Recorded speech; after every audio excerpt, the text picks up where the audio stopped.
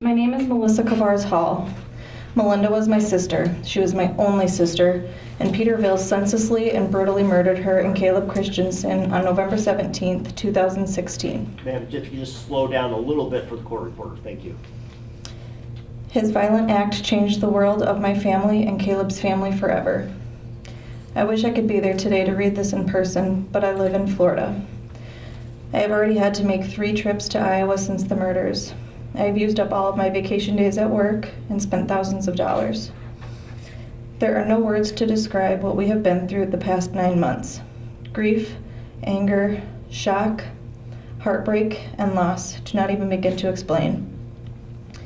Nothing in my life has been the same since that day. My relationships with everyone have changed. A big part of my heart is just gone. I have been in counseling for the last few months to try to help to deal with the grief. I still can't believe my big sister is gone.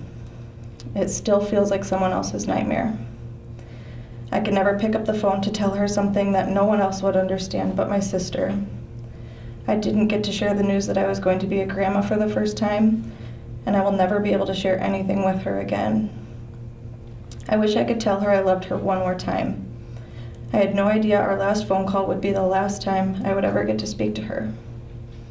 Melinda was only 54 years old.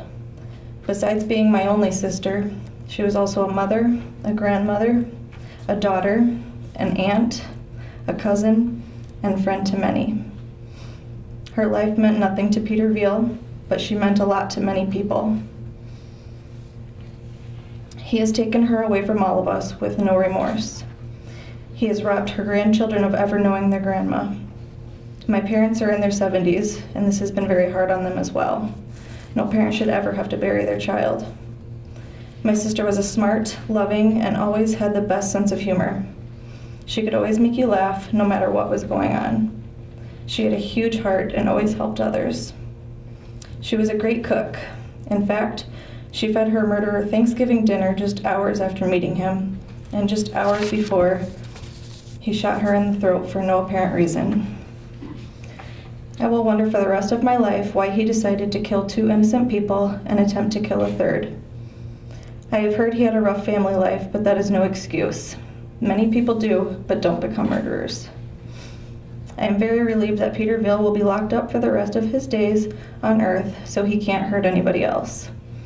I think he should be kept away from the general population in prison. He will be a liability to the other prisoners. He is a very violent and evil person. He has shown absolutely no remorse. He has a very long and violent rap sheet. He has 2 assault charges pending against him, stemming from 2 separate fights at the Mason City Jail this year. In 2013, he was sent to prison for breaking into his girlfriend's house and holding her and her child against her will. He was given 5 years, but served less than 2. If he had served his full sentence, Melinda and Caleb would be alive today, and 3 families would be devastated. The effects of these murders will never be over for us. This is our life sentence. I have not been able to concentrate or sleep well since this happened. I often wonder if Mindy knew she was about to die. I hope she wasn't scared. I hope that Mindy and Caleb's last moments alive haunt Peter Veal forever. I hope they are what keep him up at night. It doesn't get any easier. Nothing can fill the void that opened when I lost her. She was a beautiful person inside and out. She had the ability to light up the room. She was charming and ever so witty. She could make you laugh when the world was crumbling. She was just an all-around amazing woman with a heart of gold. But you only got to see a piece of her that evening. She invited you into her home and you fed her Thanksgiving dinner. You could have gotten to know her some more, but you chose to point a gun at her later that night and pull the trigger to end her life. That was the night my life changed forever. That was the night I lost my biggest fan, my best friend, my person, my mom. Not only did you take away a mother, you took away a grandmother, a daughter, a sister, a cousin, and a friend. But why? A question that will haunt me forever, and one that only you know the answer to. All it takes is the slightest reminder of your selfish, selfless, and horrific actions, and in an instant, I'm reliving the nightmare all over. Loss is cruel like that. And just when you think you may be past it, bam, there it is again. It's just as much in those small moments as it is in the big moments without her that bring back the flood of emotions alongside the sleepless nights. Then there's the firsts without her that are ever so painful. I hope those are the days that punish you the most.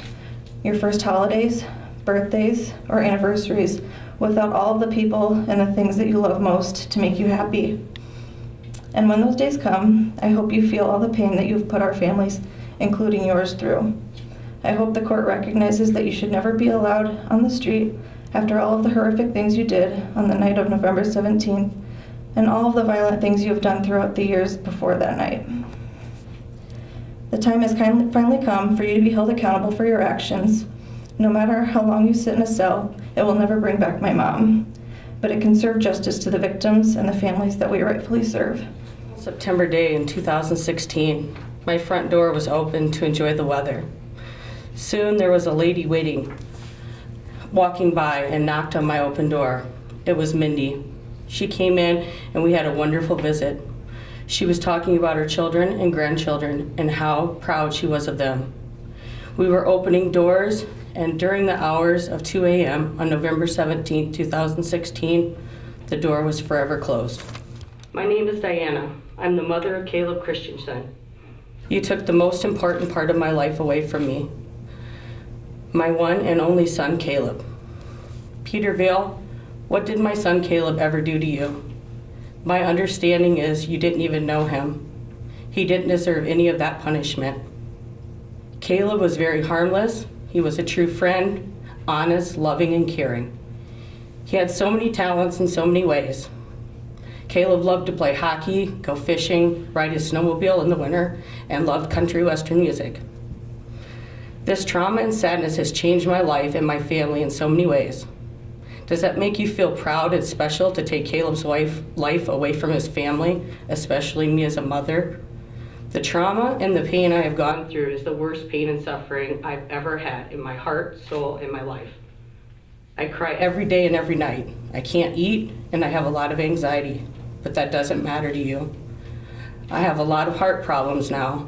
My heart problems have worsened, all because of what you did to my son, Caleb, and to me. I miss my son terribly, an innocent life. I don't think that any of us have any remorse for you. It should be the other way around. God does not forgive people like you that take another life for no reason at all. You will never have peace or happiness. You don't deserve it. Your family has the opportunity to talk to you and to see you. You took that away from me and my family. We will never see, hear, or touch my son again.